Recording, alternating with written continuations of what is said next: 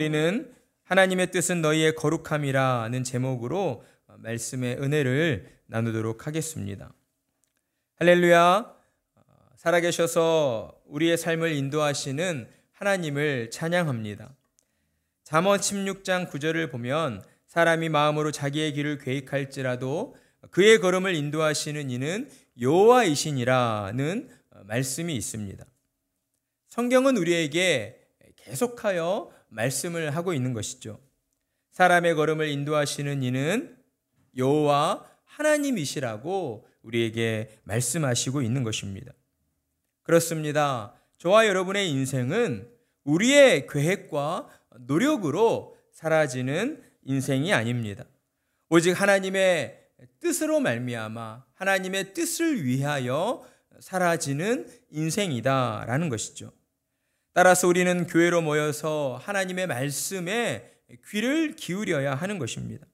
하나님의 말씀을 들으면서 우리가 가야 할 길을 알려주시고 인도해 주시라고 하나님 앞에 기도드려야 한다라는 것입니다. 오늘 데살로니가전서의 말씀은 이렇듯 세우는 교회로 모인 저와 여러분에게 우리가 나아가야 할 길이 무엇인가를 우리에게 말씀하여 주시는 말씀입니다. 우리를 향하신 하나님의 뜻이 무엇인가를 우리에게 분명히 가르쳐 주시고 있다는 것이죠. 3절의 말씀, 하나님의 뜻은 이것이니 너희의 거룩함이라. 아멘. 데살로니가전서는 바울이 기록한 서신서 중 초기에 기록된 편지입니다. 바울은 2차 전도 여행을 하던 중 데살로니가 지역에 머물며 복음을 전하였습니다. 사도행전 17장 4절을 보면 바울이 데살로니가 지역에 아주 짧은 시간 머물면서 복음을 전했다라고 기록한 내용을 우리가 볼 수가 있습니다. 바울이 오랜 시간 복음을 전하지 못하고 아주 짧은 시간 동안만 복음을 전할 수밖에 없었던 그 이유는 바울을 잡아 죽이려고 쫓아다녔던 유대인들이 데살로니가 지역에서 폭동을 일으켰기 때문이었습니다. 그러나 이와 같은 짧은 시간이었음에도 불구하고 복음의 능력은 데살로니가 지역 사람들의 그 잠들어 있던 영혼을 일으켜 깨웠고 그로 인하여 헬라인의 큰 무리와 적지 않은 귀부인들이 예수님을 믿고 교회를 세우게 되었습니다. 예수님을 믿게 된 데살로니가 지역의 성도들은 목회자가 없는 가운데에서도 교회를 세우고 로마와 유대인들의 박해를 또한 참아내면서 신앙생활을 이어가고 있었습니다. 바울의 마음 가운데에는 그렇게 남겨두고 떠나온 데살로니가 교인들을 향한 그러한 안타까운 마음이 있었던 것이죠. 그런 그때에 디모데를 통해서 바울에게 데살로니가 교회에 대한 소식이 전해지게 되었습니다. 목자 없는 양처럼 방황할 수밖에 없는 교회였음에도 불구하고 고난과 어려움 가운데에서도 건강하게 성장하고 있다는 그러한 기쁨의 소식이었습니다. 그러나 또 한편으로는 교회를 어지럽히는 몇 가지 문제들이 있다는 소식도 듣게 되었습니다. 그 문제는 무엇이었는가? 교회 안에 있는 어떠한 자들의 음란한 행위와 또한 게으름, 그리고 예수님이 재림하시기 전에 죽게 되면 부활하지 못한다라고 하는 그러한 이단 사상에 대한 문제였습니다. 그래서 바울은 데살로니가 교회의 성도들을 향하여 이렇듯 편지를 쓰게 되는 것이죠. 바울은 먼저 우리가 함께 읽지 않았지만 1장을 통하여 로마와 유대인들의 모진 박해와 핍박 속에서도 말씀을 의지하여 주를 본받는 자로 살아가고 있는 데살로니가 교인들을 향하여 너희가 마게도냐와 아가야에 있는 모든 믿는 자의 본이 되었다라는 칭찬을 아끼지 않았습니다. 그리고 2장에서는 데살로니가 교회에서 행하였던 바울 자신의 사역들의 내용들을 요약하여 말씀하였고 3장으로 넘어와서는 데살로니가 교회로 가고자 하였던 바울의 그 간절한 마음들을 또한 데살로니가 교인들에게 전하였습니다. 그리고 이어지는 오늘 본문 4장에 이르러서는 이제 바울이 그 짧은 시간 데살로니가 지역에 있으면서 가르쳤던 복음의 내용들을 다시 한번 상기시켜 주고 있는 것입니다. 성도로서 복음에 합당한 삶이 무엇인가를 그들의 마음 가운데에 다시금 불러일으키고 있다라고 하는 것이죠. 한마디로 하나님을 기쁘시게 하는 성도의 삶이란 무엇인가를 그들에게 깨우쳐 주고 있는 것입니다. 1절과 2절의 말씀, 그러므로 형제들아 우리가 끝으로 주 예수 안에서 너희에게 구하고 권면하노니 너희가 마땅히 어떻게 행하며 하나님을 기쁘시게 할 수 있는지를 우리에게 배웠으니 곧 너희가 행하는 바라 더욱 많이 힘쓰라. 우리가 주 예수로 말미암아 너희에게 무슨 명령으로 준 것을 너희가 아느니라. 아멘. 바울은 데살로니가 교회 성도들에게 권면을 하면서 먼저 자신이 어떠한 권위로 이러한 권면을 하게 되었는가를 그들에게 전하고 있습니다. 바울은 지금 자신이 가지고 있는 어떠한 가문과 또 자신의 학벌과 그러한 지식을 배경으로 그들에게 말씀을 전하고 있습니까? 아니었습니다. 바울은 오직 예수 그리스도께서 주신 권위를 가지고 말씀을 전하고 있었다라는 것이죠. 형제들아 우리가 끝으로 주 예수 안에서 너희에게 구하고 권면하노니. 아멘. 바울은 오직 예수 그리스도 안에 거함으로써 예수님이 주시는 그 마음을 가지고 주님이 가르쳐 주신 복음을 그들에게 전하고 있었습니다. 칼빈은 바울이 구하고 권면한다라고 말한 이 부분에 대하여 이것은 인정과 겸비의 표시니 전하고 가르치는 자는 사람들을 인자하게 가르치고 무례하고 사나운 방법으로 하지 말아야 한다라고 이야기를 하였습니다.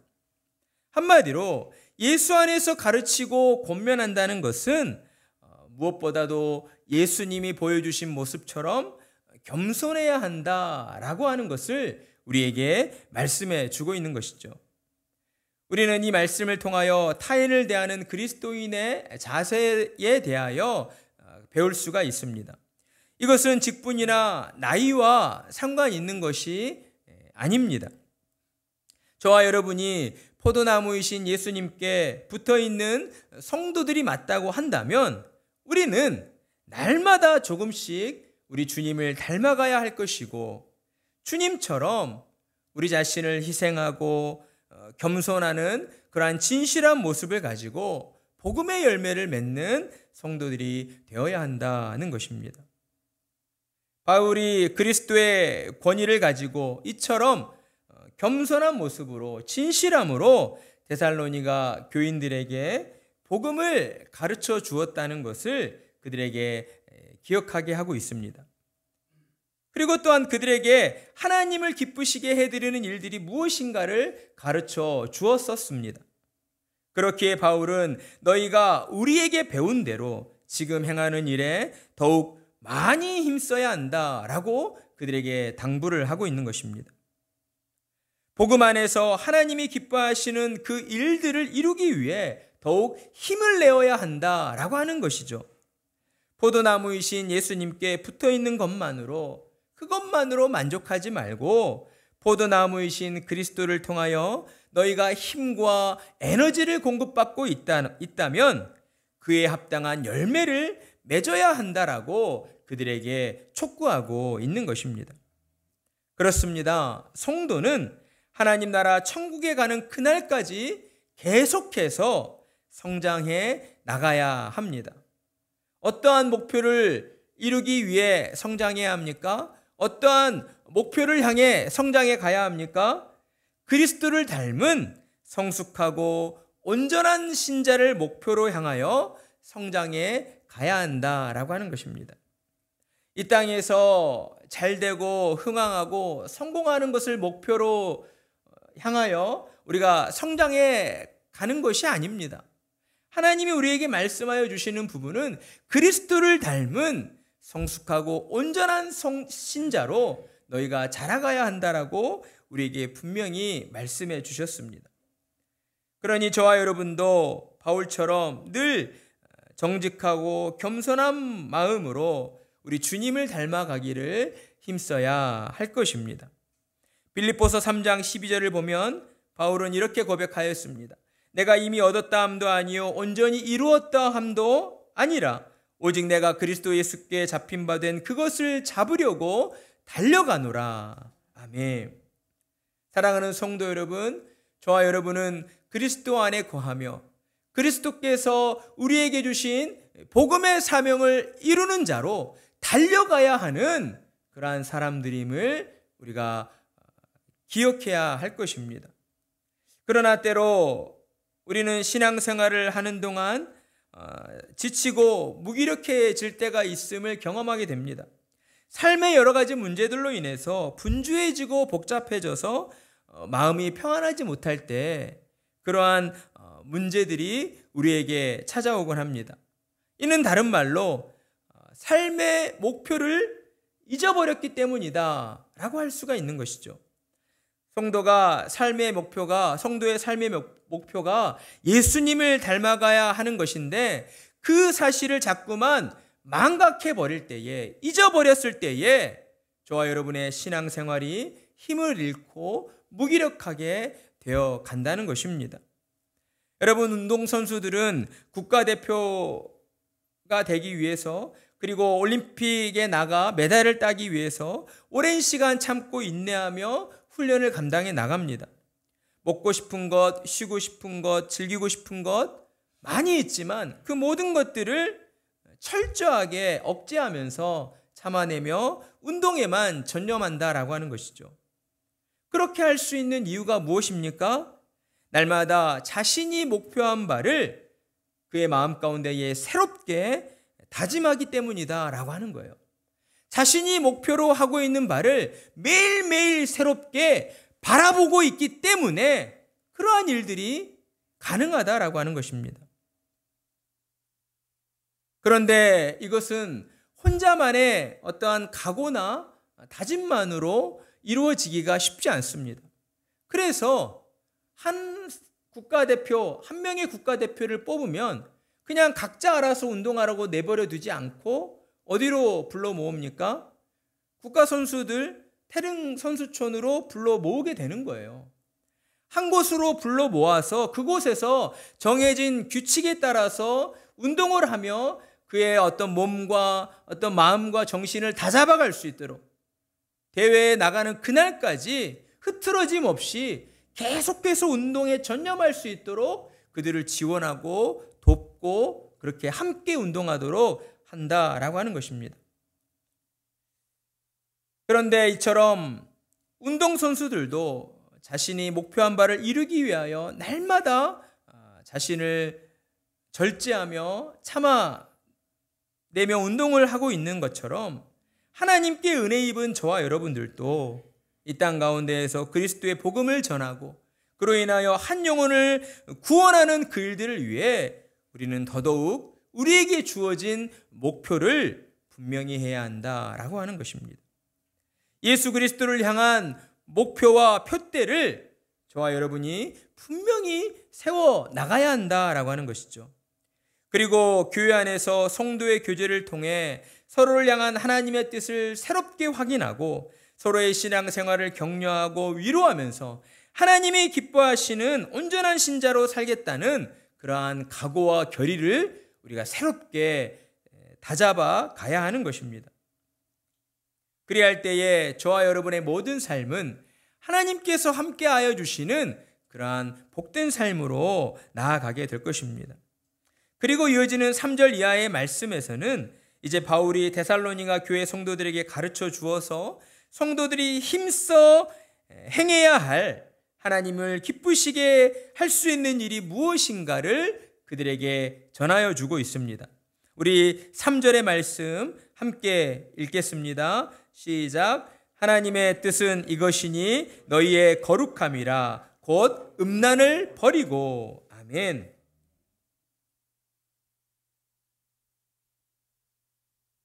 하나님은 성경 여러 곳을 통해서 성도들에게 거룩하라고 말씀을 하셨습니다.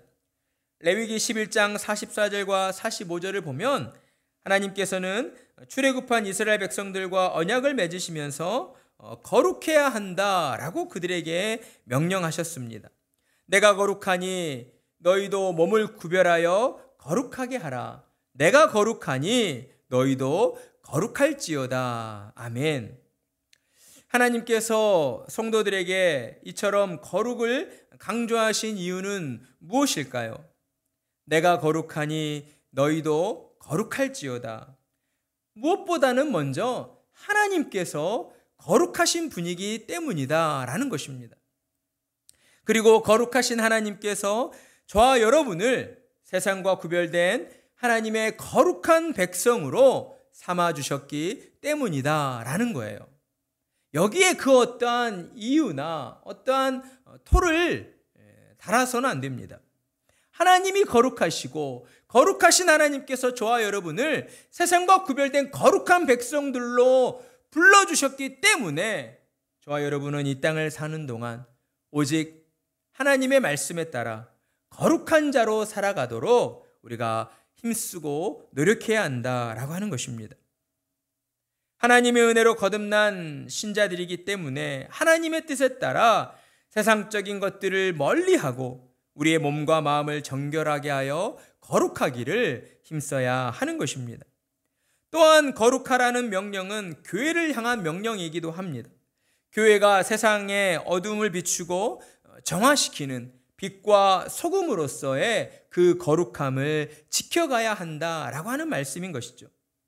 교회를 통하여서 그리스도의 선한 영향력이 세상을 향하여 흘러가도록 해야 하고, 그래서 죄로 죽어가는 수많은 영혼들을 살리고 구원하는 그러한 축복의 통로로 쓰임받아야 한다는 것을 우리에게 당부하시는 말씀인 것입니다. 사랑하는 성도 여러분, 저와 여러분은 명심해야 합니다. 성도가 거룩을 힘써 지켜야 하는 것은 그것이 하나님의 뜻이기 때문일 뿐만 아니라 하나님의 뜻에 순종하는 길이야말로 우리의 영혼이 사는 길이요, 또한 더불어 이 세상을 살리는 하나님의 은혜가 임하는 길이라는 것을 우리는 명심해야 할 것입니다.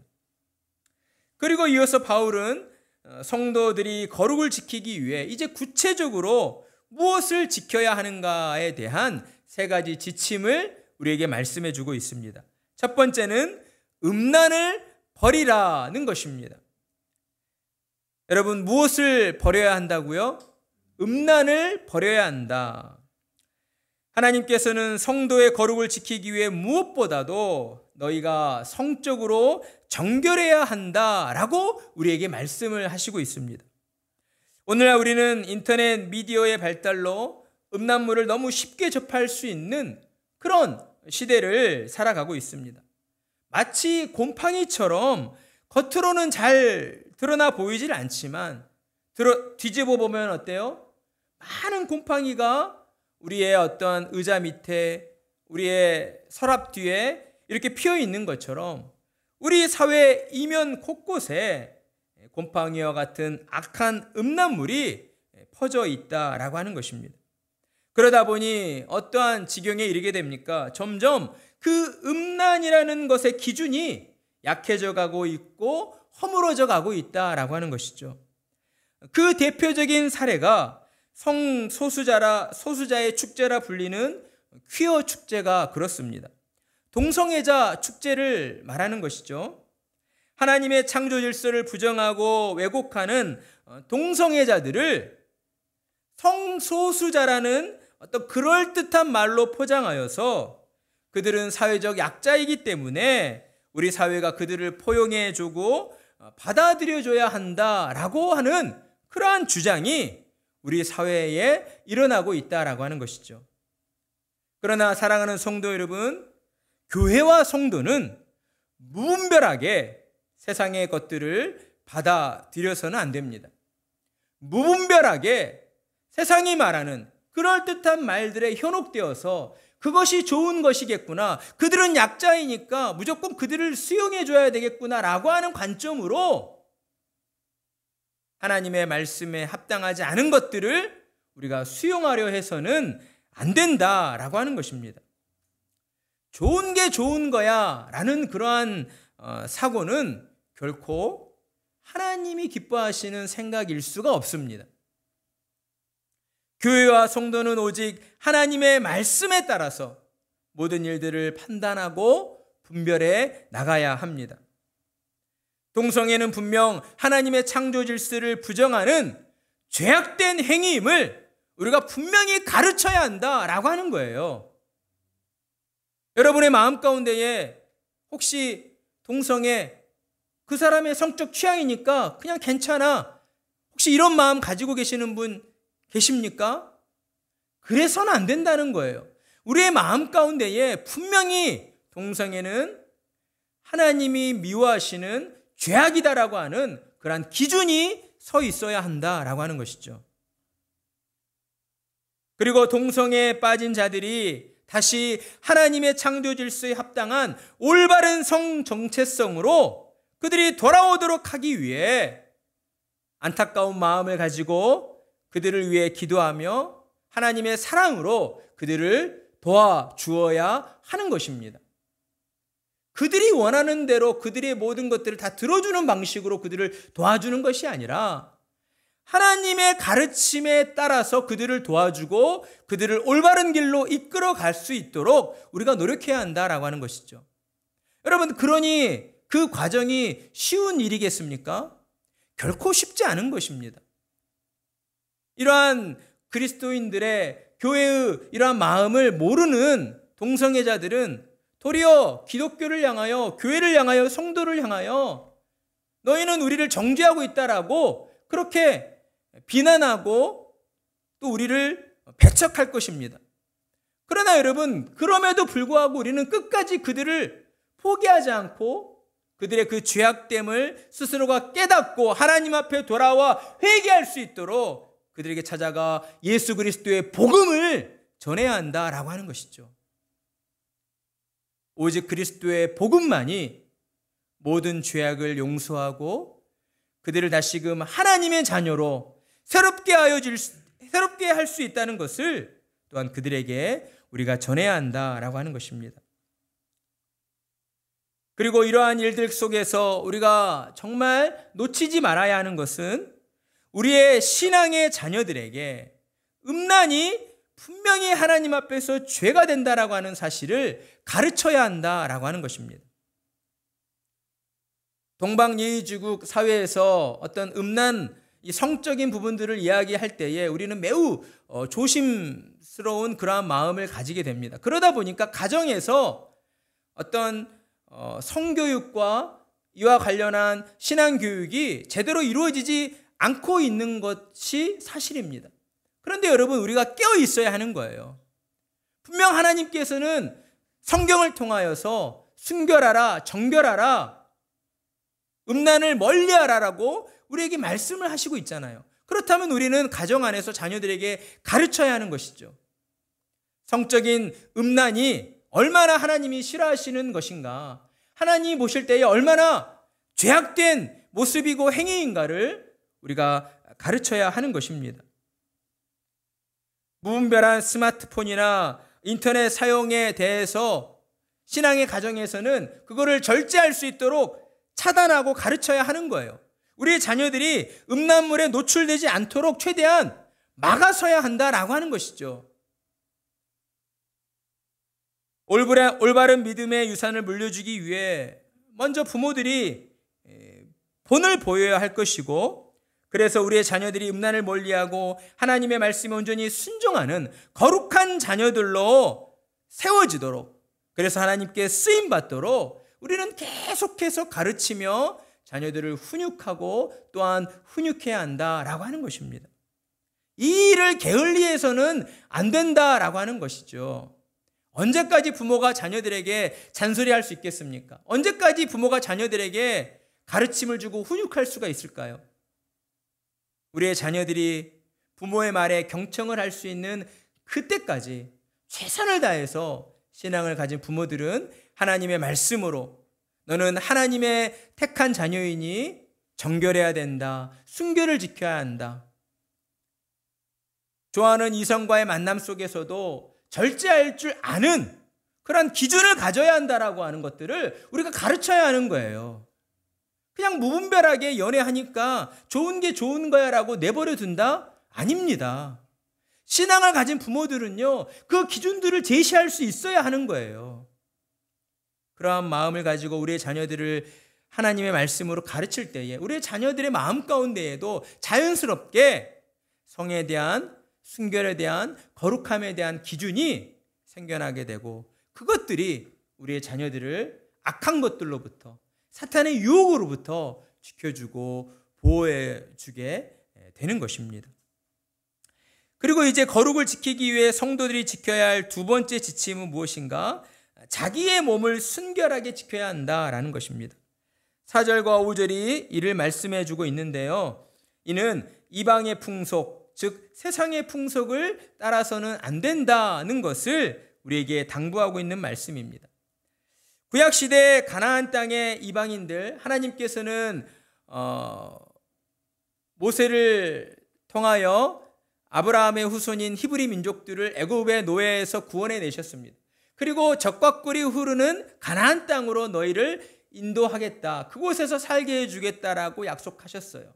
그러면서 하나님께서 모세와 이스라엘 민족에게 무엇을 명령하셨습니까? 가나안 땅에 들어가서 가나안 족속들과 더불어 화목하게 잘 살아라 라고 말씀하셨나요? 아니요. 어찌 보면 참으로 끔찍한 그러한 명령일 수도 있어요. 가나안 땅에 들어가 모든 가나안 족속을 멸하라 라고 명령하셨습니다. 하나님이 왜 그런 명령을 내리셨습니까? 가나안 족속들이 너무나도 극에 달할 정도로 우상을 섬기고 있었기 때문이었습니다. 당시 가나안 땅의 이방인들은 풍요의 우상인 바알과 다산의 우상인 아세라를 섬기고 있었어요. 그래서 그들은 이런 믿음을 가지고 있었던 거예요. 바알과 아세라가 서로 사랑하여 관계를 맺을 때에 하늘에서 비가 내리면 모든 것들이 풍요롭게 된다라고 하는 그러한 잘못된 믿음을 가지고 있었습니다. 그래서 바알과 아세라를 섬기는 우상의 제단에 몸을 파는 여인들이 그렇게 많이 있었던 것이죠. 그리고 그곳에서 추악한 일들이 그렇게나 벌어졌던 것입니다. 하나님께서는 저와 여러분에게 분명히 말씀하고 하시고 있습니다. 세상과 구별된 하나님의 자녀들은 하나님을 모르는 이방인들과 같이 헛된 우상을 섬기거나 또는 너희의 육신의 정욕을 따라, 육신의 소욕을 따라서 그렇게 함부로 행동해서는 안 된다라고 우리에게 말씀을 하시고 있는 것입니다.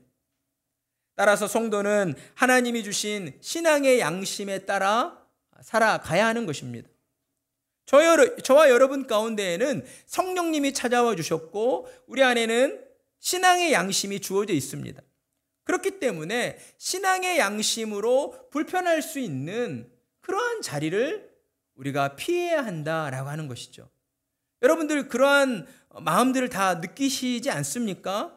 친구들과의 관계 속에서 친구들이 음란한 이야기를 하고 어떤 성적인 이야기를 하고 하면 여러분 마음에 불편함이 있지 않습니까? 하나님의 자녀들에게는 불편함이 있는 거예요. 하나님이 듣기 좋아하지 않는 말들이 내 귀를 통해 들려올 때에 내 마음에 성령님이 불편함을 주시는 거예요. 그러면 어떻게 해야 됩니까? 그 대화를 멈추게 하거나 그럴 수 없다면 그 자리를 피해야 한다라고 하는 것이죠. 아무리 그 사람과의 관계나 그 사람들과의 어떤 무언가가 중요하다 할지라도 하나님이 기뻐하시지 않는 성령님이 내 마음에 불편함을 주시는 그러한 자리라고 한다면 우리는 그 자리를 피할 수 있어야 하는 것입니다. 만약 우리가 성령님의 이끌림의 인도함을 받지 않고 우리의 육신의 소욕에 이끌림을 받게 된다면 우리가 신앙을 가진 신자라 할지라도 저와 여러분은 때로 죄의 유혹에 흔들리고 죄를 짓는 그러한 잘못된 길로 넘어질 수가 있음을 우리는 분명히 기억해야 하는 것입니다. 그리고 이제 마지막으로 거룩을 지키기 위해 성도들이 지켜야 할 세 번째 지침은 부도덕한 문제로 형제에게 해를 끼치지 말아야 한다는 것입니다. 6절의 말씀이 그 말씀을 하고 있는 것입니다. 분수를 넘어서 형제를 해하지 말라라고 하시는데, 이 말씀은 곧 다른 타인의 아내를 탐해서는 안 된다, 이는 곧 간음하여서는 안 된다는 말씀을 우리에게 주시고 있는 것입니다. 바울은 특별히 데살로니가 교회 안에서 음란의 문제가 큰 문제로 대두되고 있음을 잘 알고 있었습니다. 그렇기 때문에 간음의 이 죄가 일어나지 않도록 특별히 교회 안에서 너희가 주의해야 한다는 것을 우리에게 또한 당부해 주고 있는 것이죠. 교회로 모인 저와 여러분은 모두 하나님의 자녀입니다. 그렇기 때문에 더더욱 주님의 뜻에 따라서 서로를 아껴주고 또 포용해 주면서 우리가 서로를 돌봐 주어야 하는 것입니다. 그런데 때로 교회 안에서 이러한 상황들로 인하여 이성 간에 잘못된 그러한 부적합한 일들이 일어날 때가 있다는 것이죠. 사탄이 틈을 비집고 들어와서 우리 안에 부패한 본성을 자극하여 간음의 죄를 짓도록 유혹하는 것입니다. 그러다 보니 오늘날 이러한 간음의 문제로 얼마나 많은 교회들이, 얼마나 많은 목회자들이, 얼마나 많은 성도들이 넘어진 줄 모릅니다. 특히 목사들이 이러한 간음의 문제로 넘어지는 일들이 참 많이 있다라고 하는 것이죠. 저도 최근에 한 뉴스를 통해서 호주에 있는 힐송 교회라고 하는 아주 큰 교회가 있습니다. 우리가 CCM으로도 많이 알고 있는 그러한 찬양들이 호주의 힐송 교회에서 만들어졌습니다. 그런데 그 힐송 교회의 원로 목사와 또 그의 아들이 이제 뒤를 이어 담임 목사가 되었는데, 그 교회에서 오랫동안 아주 추악한 그러한 음란의 죄들이, 간음의 죄들이 벌어져 왔다는 것이 나중에 드러나게 되었습니다. 제가 차마 입으로 담을 수 없는 그런 추악한 내용들인데, 이러한 일들이 버젓이 교회 안에서도 벌어지고 있다라고 하는 것이죠. 그렇기 때문에 저와 여러분은 무엇보다도 교회의 거룩함을 위해서, 그리고 또 교회의 지도자로 세움을 받은 목사의 경건함을 위해서 우리가 함께 힘써서 기도해야 하는 것입니다. 사탄이 교회로 침투하여서 목사를 흔들거나 교회를 무너뜨리지 못하도록 저와 여러분이 더욱 영적으로 깨어서 하나님 앞에 기도드려야 한다라고 하는 것이죠.